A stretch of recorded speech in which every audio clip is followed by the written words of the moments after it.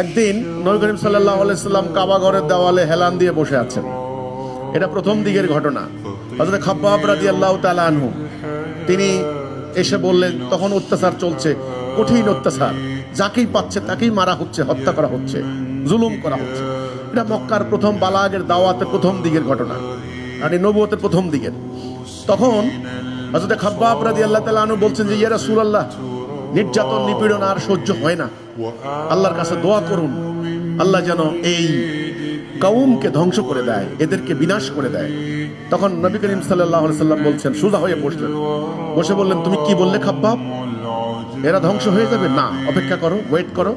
এমন একদিন আসবে, একা একটা মেয়ে মানুষ রাতের অন্ধকারে হেঁটে যাবে, আল্লাহর ভয় এবং বন্য জন্তুর ভয় ছাড়া কোনো ভয় থাকবে না। এই কথা দ্বারা রাসূলুল্লাহ কি বুঝাইলেন?